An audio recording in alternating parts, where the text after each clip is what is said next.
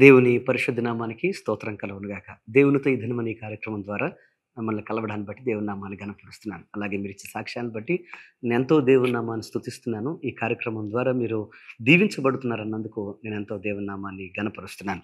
ఈరోజు దేవుడు మన కోసం సిద్ధపరిచిన అద్భుతమైన వాగ్దానాన్ని మనం స్వీకరిద్దాం. ఇర్మియా గ్రంథం 18వ అధ్యాయం 6వ వచనం. ఇర్మియా గ్రంథం 18వ అధ్యాయం 6వ వచనం. మీరు నా చేతిలో ఉన్నారు. మీరు నా చేతిలో ఉన్నారు. మరొకసారి మీరు నా చేతిలో ఉన్నారు. నా ప్రియ సహోదరి, సహోదరులారా, దేవుడు మనకిస్తున్న అద్భుతమైన వాగ్దానం ఏంటంటే ఈరోజు మీరు ఆయన చేతుల్లో ఉన్నారు అనే విషయాన్ని ఆయన గుర్తు చేస్తున్నాడు.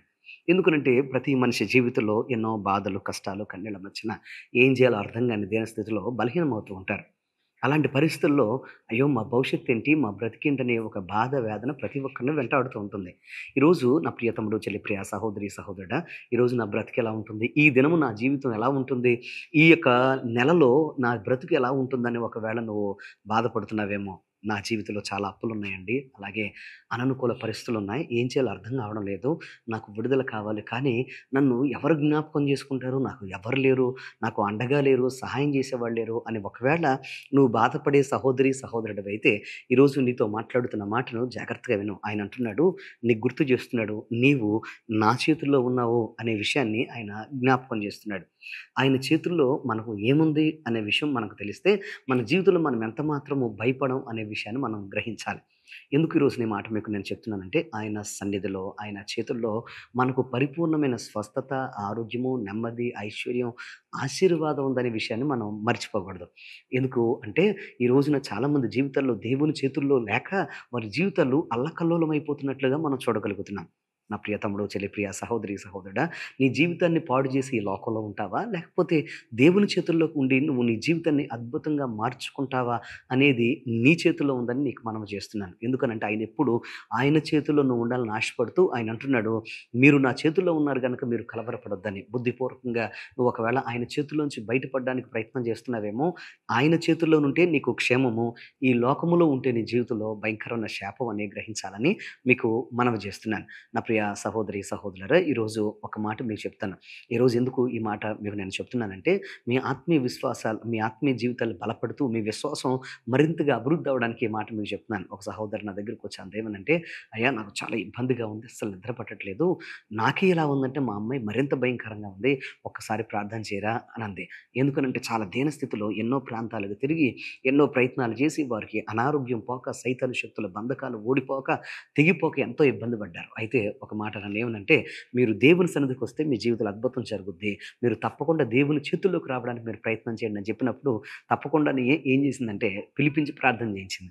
ఎప్పుడైతే ప్రార్థన చేశానో ఆమెకు స్వస్థత, అలాగే ఆ కుమార్తెకు విడుదల కలిగింది ఆ క్షణమందే. ఆ రోజు నుంచి ఇప్పటి వరకు వారి జీవితంలో ఎటువంటి ఇబ్బంది లేకుండా వారు ఆనందంగా బ్రతకడం ప్రారంభించారు. ఎందుకు ఈ మాట మీకు చెప్తున్నానంటే, ఆయన హస్తాల్లో స్వస్థత ఉంది. ఈరోజు మీ జీవితాల్లో కూడా ఒకవేళ ఏదైనా అనారోగ్యాలు, ఏదైనా అపజయాలు, ఏదైనా వేదనకరమైన పరిస్థితులు మీ జీవితంలో వెంటాడుతున్నాయేమో, నా దేవుడు మీతో మాట్లాడుతున్నాడు. ఏంటంటే, ఆయన హస్తాల్లో మీకు విజయం ఉంది. అటువంటి కృప దేవుడు తప్పకుండా మీకు ఇవ్వబోతున్నాడు గనక, మీరు ఎక్కడున్నా గాని ఒక విషయం గుర్తుపెట్టుకోండి.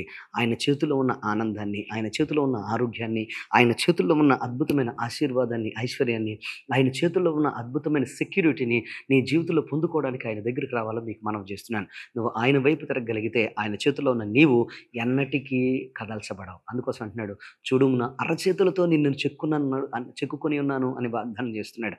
నా ప్రియ తమ్ముడు, చెల్లి, ప్రియ సహోదరి, సహోదరుడా, లోకం వైపు తిరిగి లోకంతో నువ్వు నీ జీవితంలో పోరాడలేకపోతున్నావేమో, నా దేవుడు నీ జీవితంలో అద్భుతం చేయగలిగిన వాడు. ఈ రోజే, ఈ క్షణమందే నువ్వు ఆయన చూడగలిగితే నీ జీవితంలో ఒక అద్భుతం చూస్తావు గనక, దేవునికి లోబడి దేవుని సన్నిధిలో నువ్వు గనక ప్రార్థన చేయడం మొదలుపెడితే నీ బ్రతుకుల్లో ఆయన చేతిలో ఉన్న ఆరోగ్యము, ఆనందము, సంతోషము, సమాధానం, ఐశ్వర్యం నీకు ఆయన ఇస్తాడు. అట్టి కృప దేవుడు ఈ ఉదయ కాలం ముందు నీకు అనుగ్రహించును గాక. ఏ అపజయాల చేత బాధపడుతున్నా ఎంత మాత్రం కంగారు పడకండి. ఆయన హస్తాల్లోనికి రండి.